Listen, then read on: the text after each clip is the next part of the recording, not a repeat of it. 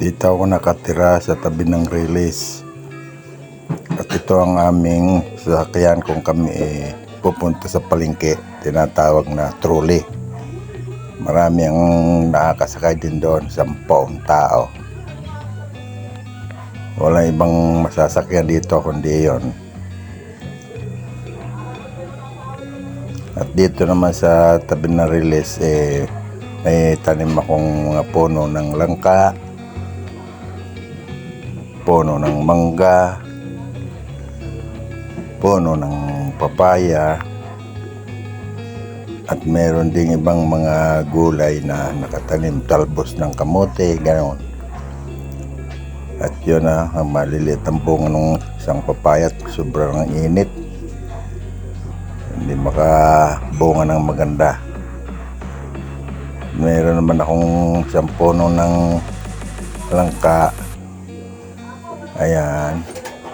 Kaya ngayon tari, isang papaya, may bungang isang malaki-laki, isang maliit. Ayan ang kuha namin dito sa tabing release.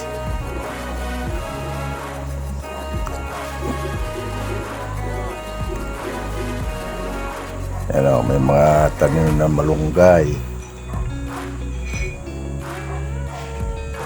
Yan lang ang aking pinagkakabalahan dito nung ako'y hindi pa nagkakasakit. Puno ng mangga, marami ng bunga rin yan. Hindi nga lang makita at medyo hindi malabo yung camera. Ayan, pero ito ni maraming bunga ngayon ang mangga na yan.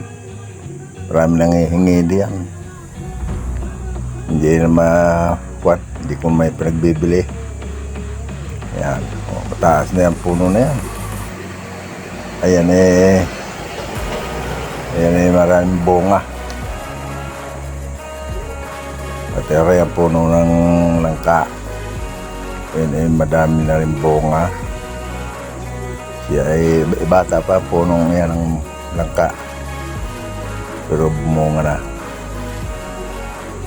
Mga halaman din ng katanim.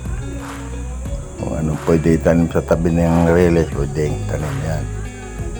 Ito ang puno ng langka.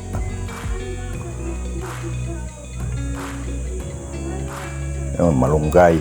Ayan, malunggay yan. Kailangan maggulay yan ang langka ko. May 1, 2, 3, 4. Bali 5 yung bunga na yan. Bata pa kasi yan, 4 na taon pa lang bumunga siya.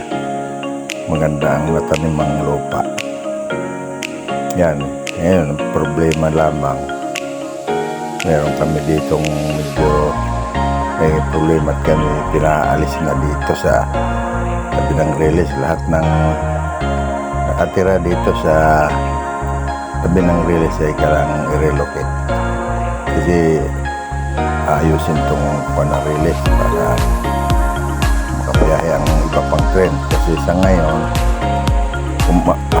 umaga at sa gabi lang ang biyahe ng tren. Kasi nga ang mga release ay hindi masyadong maganda pa ang tayo. Kaya kami napipilitan ng malis. Kaya naman hindi sa gobyerno kasi itong lupang ito. Ngayon ang aming problema. Malayo kasi yung lilipatan sa bundok ay malayo. Kailan sa katulad kung mayroong karamdaman at kailangan lagi na hospital, kailangan malapit ay malayo. Kaya mahirap mag-isip mo yun kung saan kami maililipat. Meron naman sanang hindi naman paglilipatan, hindi naman kayang babayad din. Sa gamot ko na lamang kulang pa. Kaya naman kami lang mag-asara dito. Ano ko naman hindi rin naman pwedeng humingi ng mga pamilya na rin na pinapag-aaral. Maasa na sa pension. So pag may pamilya, magaling naman.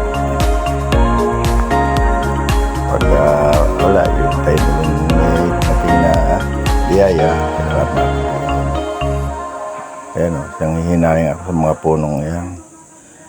Pag alis namin, ipuputulin na yan. Sayang. Marami na sanang mapapakinabangan din eh. Tulad ng langkang ito ay namunga na nga. Paborito pa man din hinog na langka. Ayan. Mapuputol na. 1 taon na lang ang aming palugit dito. Kailangan namin lumipat na ng ibang lugar. Ayan, ayan. Sayang, malalaki ng bunga.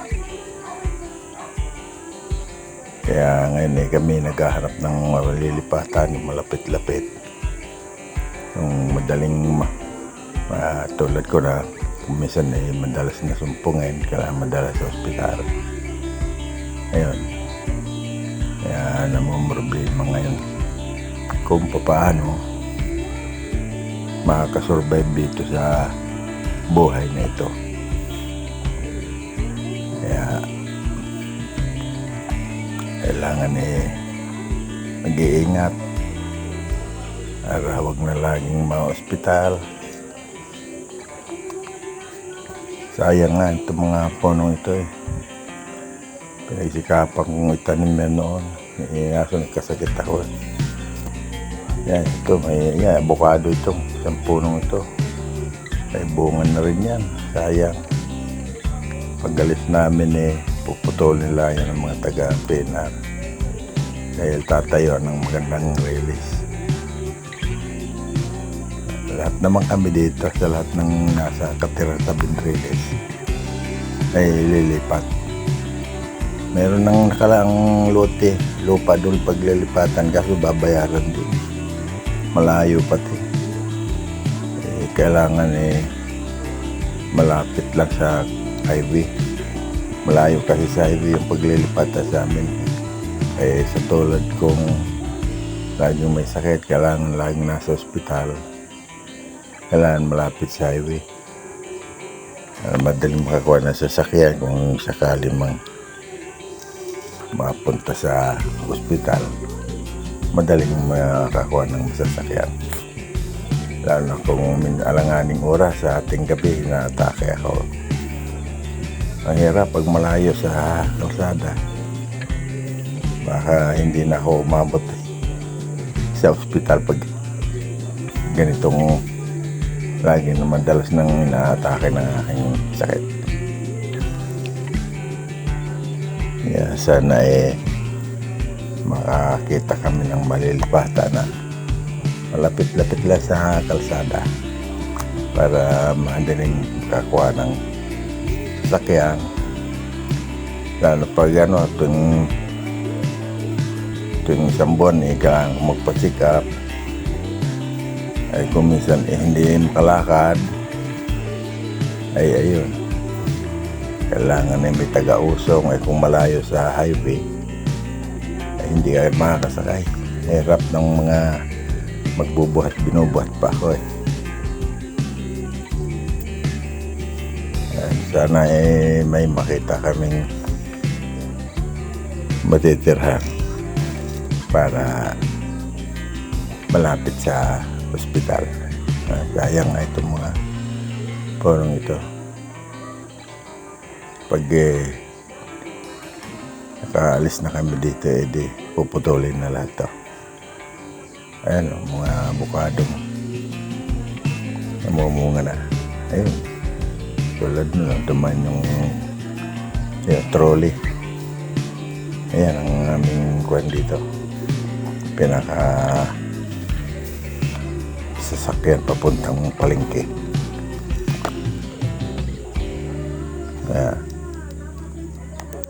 Okay, hanggang dito na lang muna. At salamat sa inyong panonood.